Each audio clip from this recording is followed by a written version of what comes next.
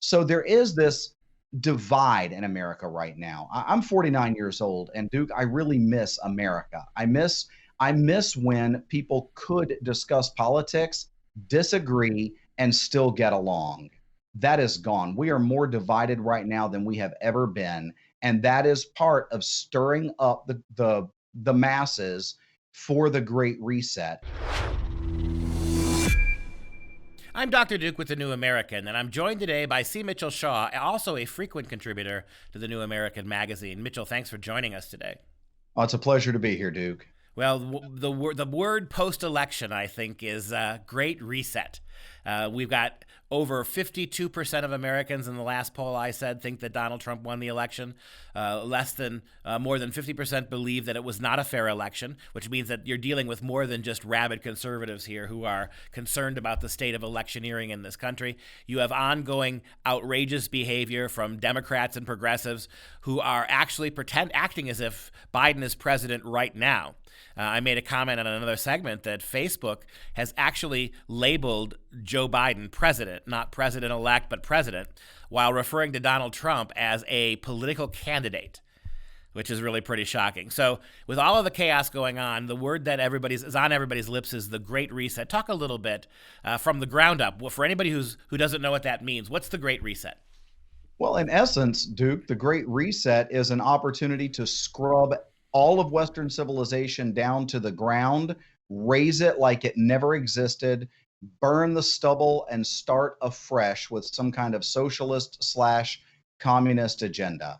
And they've been pressing for this for some time. The phrase the Great Reset has come up a lot recently. In fact, Trudeau up in Canada recently addressing all of the COVID stuff said that until we've stamped it out everywhere, we haven't stamped it out anywhere, but that this virus gives us, quote, this is very, very close to a quote. If I miss it, I'll only miss it a little and I'm doing no damage to it. An opportunity for a reset, end quote. So it's pretty, their agenda is pretty naked right now. As one commentator put it, their mask slipped a little. So. Well, it's more than a mask slip. I mean, it's they feel so emboldened that I'm not even sure the word slip is what we would use. This is conscious now. They all feel comfortable enough, as we saw, in the months leading up to the American election in November. We saw the same thing. Socialists were no longer apologizing for socialism, pretending not to be socialists. They were celebrating it in many respects. They were having litmus tests, right? The AOCs of the world were demanding, moments after the election was called for Biden, demanding he move hard left. You have all sorts of constituent groups, including the Squad, of course, of which AOC is a member, and Bernie Sanders demanding that now we've elected you president. Those are Americans who want to see more socialism. We've elected you president. We expect you to pay off on those promises. Move hard left. That's part of it, right? So even before the election, you had this kind of freedom among American politicians to advertise and run on socialist platforms, as we see globally with people like Trudeau and others. The Chinese response to this has been absolutely hilarious, right? We're calling Joe Biden a man of great perseverance who we are happy to do business with, right? At one point, Biden tweeted, "Business as usual between now. We're back to business as usual with our foreign allies." And others, myself and others, tweeted out, "Business as usual." Does that mean what? Enriching Joe Biden by selling American influence overseas? And the answer seems to be yes. But talk broadly about a reset. You call it a rescaling everything in the name of socialism and communism. But the third part of that, of course, is globalism. I think there are a lot of people who want globalist government who don't realize that a globalist government, by definition, is going to be more or less a communist government. Well, it's funny because if you go way back, one of the early names for communism was leveling. They referred to it as leveling or equaling. This idea of balancing the haves and the have-nots by essentially making everybody a have-not. But it's funny that you mentioned China because we didn't really. I don't think we planned to get into this when we discussed this before going on the recording here, but. This ties back into an article that I wrote several months ago, standing on the shoulders of Trevor Loudon's great research on this, because I live in Virginia. I live just outside Richmond, the capital. And I remember when Virginia was the South, and it's nothing like the South now. They're going to have to move the Mason-Dixon line, I think. But more than that, Virginia has moved hard, hard, hard to the left and is essentially firmly a blue state these days. And that is largely because of the infiltration of pro-Chinese communist groups that helped throw last year's election here in Virginia toward the left, toward Democrats. And I wrote an article about that. I don't remember the name of that article now, but we can link it in the show notes. We can discuss that after and find it. But in that, these groups like what was the name of the one group? New Majority Virginia, or New Virginia Majority, is an outright pro-Maoist shadow group that worked the elections and boasted about it to the New York Times. One of their operatives actually wrote an op-ed piece for the New York Times several months ago, boasting about how they tipped the election and steered Virginia toward the hard left. So now we've got that with this new announcement from Governor Northam, who, of course, they boast of having helped get into office, and they boasted that they swayed him toward restoring voting rights to scores of thousands of felons who then, of course, all voted Democrat, to further empower the Great Reset. And now Northam has just the other day announced a whole new slew of COVID regulations, despite the fact that Virginia is at a low point where COVID is concerned. He just wants to get in front of it like a good father. He takes on this patronly tone when he addresses Virginians about this stuff, as if we're all in it together. But the new regulations cut gatherings from a maximum of 250 down to 25. And now everybody over the age of 5 has to wear a mask when in public, and a whole slew of other regulations, all of which are just designed to strip Virginians of our rights. And it is part of the Great Reset, because it is about reminding us who's in control, because it's not about the masks. It's not about gathering sizes. It's about their ability to arbitrarily dictate the smallest little things in our lives. So imagine that you've got a wedding, your daughter's getting married in a few weeks, and you've got a wedding planned, and you've been sending out invites to the wedding, which is going to be fine because this does not affect religious services. But the reception all of a sudden is down to 25 people. Because you can't find anyone that will break that, because he also raised the bar on this, Duke, from it being sort of best practices that businesses should adhere to a class 1 misdemeanor if a business does not enforce this in their stores. So if I go into a local grocery store, I refuse to wear a mask, the manager says, who cares? Then the health department, Virginia Department of Health, can actually come in, charge that business owner or that manager with a class 1 misdemeanor, put him in jail for up to 12 months, fine him $2,500, and chain the doors of his business shut. So, they've basically made businesses the enforcement arm of these arbitrary regulations from the state, with such a threat that they can't resist it. Well, what we've got here is, I want to give everybody a shout out. If you're looking for that article you're writing about, we have written about Virginia. It's called "Defying Logic: Democrat Virginia Governor Northam Hands Down Stiffer COVID Regulations," and it appeared in the November 14th. Please go ahead and get your hands on that. Read more of what Mitchell has to say, and read more about all of these issues in the New American Magazine. It's one of the foremost publications dealing with these questions across culture. Now, this gets me about Governor Northam. This is Dr. right, MD Governor Northam, who believes in abortion till the time the baby is born. So this is a guy who's a medical doctor who thinks it is a woman's right to slice to pieces a 8.5, 9-month-old baby prior to birth. This is the social justice warrior, race crusader Northam, who was filmed, who have pictures in blackface and Klan outfits 20, right. 30 years ago. So without consequence, by the way. We have a lieutenant governor, right, who got in a lot of trouble as well. Sexual harassment issues, but again, no real punishment. They're Democrats, they weathered the storm. The question I want to ask you is this? Where's the pushback? Now, you say that Virginia has gone full hard left, but is that true of all Virginia? It's a big state. Or is that just true of the coastal elites, the Washington overflow? What does the real electoral map look like in Virginia? How far across the great state of Virginia has this migrated? A whole lot of the electoral map is still quite red, but like a lot of states, unfortunately, the major metropolitan areas, Richmond, along the coast, Northern Virginia, those areas are solidly blue, and they're driving the direction of the politics of the state without anyone really having any. I mean, guys who live in rural areas, I mean, I believe people should vote, but they could just as well have stayed home this last time. Mitchell, we're about almost out of time for this segment. We're going to come back and do another one with you right away. We'll have two parts to this. We'll continue this. This topic is very important, and it's a big wake up call for the country. The Great Reset. We'll see you on the other side of the break.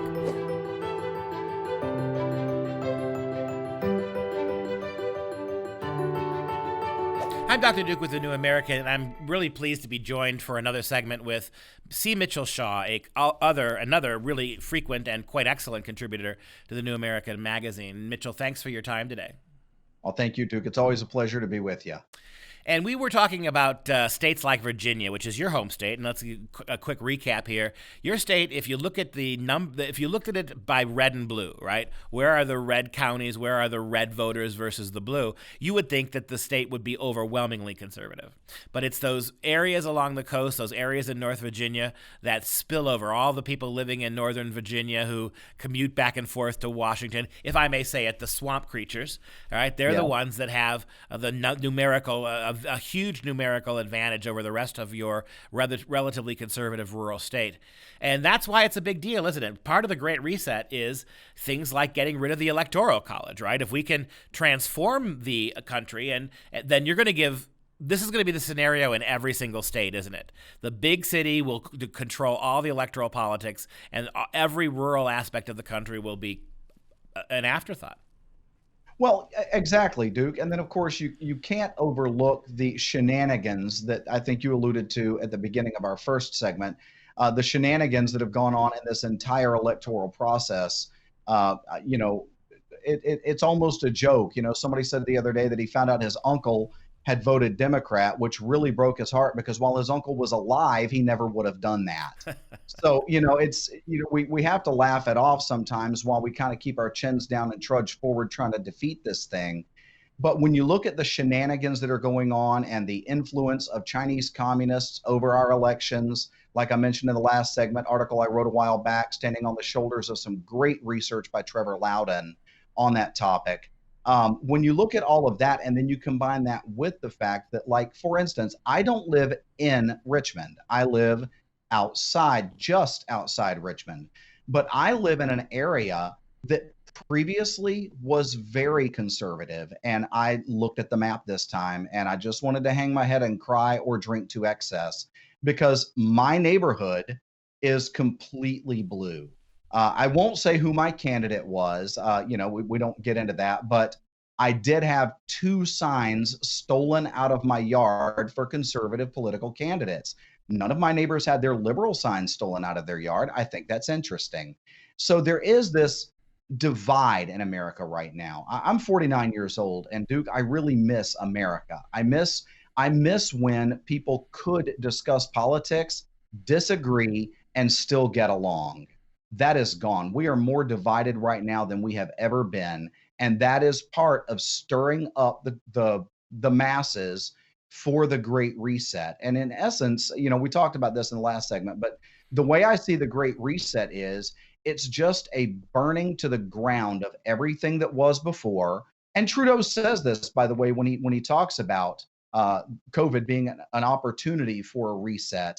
He says an opportunity to build a society that, looks out for everybody, where nobody's, downtrodden and those who've been down can get up. And of course, what they don't say is that the way that they do that, the way they level everything is by chopping the legs off of anybody who's taller than anybody else. We all come down to a certain level instead of everybody having the opportunity to rise to a greater level. Yeah, on election night, only halfway tongue in cheek. I made the remark that what this tells us is that the Republic has been dead for a number of decades. I think a lot of us recognize that. But on election night, it was actually democracy that died. And my thought was, I miss the Republic. I'm not going to miss democracy. I'm with you. Given what that you needed democracy, you needed to move from a legitimate constitutional republic to a democracy before you could undermine democracy in the name of socialism. Karl Marx actually said, by the way, that democracy was the road to socialism. And so I think you can trace the origins of what we're suffering through now back to that moment. And it's take your pick, when the republic stopped being a republic and we lapsed into a democracy. Certainly we teach our kids that. My university kids overwhelmingly, I'm talking 9 out of 10, when you ask them what form of government does the United States have, they would say a democracy. Now I'm going to force them to say post-democracy. That's how I'm going to try to get back at that a little bit and say, oh, well, are we really still a democracy? But I think the blueprint that you gave us in Virginia is really the blueprint everywhere. Here in Wisconsin, Donald Trump is going. His team is going to pay $3 million for a selective recount. The whole red state of Wisconsin, which is 80% of the map, we're not going to recount that. But we are going to recount Milwaukee and Madison, the two places where that solid blue, and the places where inevitably, whenever we've had problem in Wisconsin, it comes from those two counties. And so here we go. We'll see what happens. Think about the degree to which Chicago, the city of Chicago, has taken an otherwise purplish, if not red, state of Illinois and given it to Democrats for 50 years now. I mean, there's no going back to this. And this is the model. This is the roadmap, the recipe that New Virginia Majority, or New Majority Virginia, I can't get their name right, that they reverse it sometimes too, I think. But this is that article that I wrote on Trevor Loudon's research. This is the model that they followed while they boasted of using maps that came out of China, demographic maps, so that they would know which neighborhoods to knock. And she says that the woman, their leader here in Virginia, one of their leaders here in Virginia that wrote about this for the New York Times in an op-ed piece, she says that this is the model that needed to be followed in other states moving forward, because they proved here that it works. And it does, because Virginia is, there's this creeping blue. So even the areas that have always been red are turning blue. Now, how much of those are legitimate votes, and how much of those are, dead people, or people that didn't even know that they were registered to vote, or, who knows? But the end result is that Virginia is moving further and further to the left, and even to the hard left. So are you saying that in a state that does have some really sizable areas of relatively low population vis-a-vis the north, but certainly a large swatches of Virginia that still claim to be red state America, where's the pushback against Governor Northam? I know for a fact that what you said is exactly right. He's having the businesses do his dirty work. So in Virginia, a state, by the way, that's not heavily infected right now. It's not one of the hot zones. Right. He has come out with a whole new rash of mandates. Among them, he's going to punish businesses if they allow individuals into the store without masks. So he can't get a law forcing people to wear masks. But what he can do, how is he able, I would say, to punish stores this way? What legal control does he have over this? Well, so what he's done is, rather than making it a legal matter, he's made it a health matter, and it will be the Virginia Department of Health that will somehow, this is what he's announced, this is in his press conference, that will charge businesses, business owners, or managers with a Class 1 misdemeanor, which in Virginia is punishable by up to 12 months in jail, a $2,500 fine, and closure of their business, because they could lose their operator's license if they don't enforce this mandate. So for instance, as I said earlier, I think it was in the first segment, if I go into my local grocery store and I just say I'm not wearing a mask, and they don't make me wear a mask, that manager of that store could be charged with a Class 1 misdemeanor. Now, is that going to happen at one of the major chains? Not likely, but could that happen at a local, I pop into, a little mom and pop restaurant or store or whatever, and they say, no, it's fine, don't worry about it. Could that manager or that business owner be charged? Absolutely. And he has said that he's going to see that happen.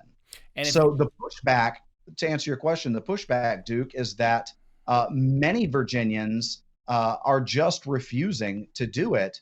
But when the jail time starts, or the fines start, or business closures start, it's not going to be so simple, because the business owner is going to say, put on a mask or get out. I'm calling the police. And would the police respond to that? I mean, that's another issue. I mean, I would imagine there would be some areas where police wouldn't enforce that, as we've seen in other states as well. I would hope so. Is there any pushback again to the state Supreme Court? I mean, you would think that these are mandates. I mean, and it's entirely questionable if the state constitution of Virginia would allow the governor to force this burden on private businesses. So you're telling me there's no political entity in the state of Virginia, in the 30 seconds that we have left, that's willing to fight this? Well, yeah, the Republicans in the General Assembly, that's what we call our state legislature. Republicans in the General Assembly are forever trying to push back. I imagine that they may be drafting something right now. I don't know this, but I know some of them. They may be drafting for something to push back against this and put the governor back in his box, but that remains to be seen. Mitchell Shaw, thank you so much for your insightfulness and your time today. Thank you, Duke.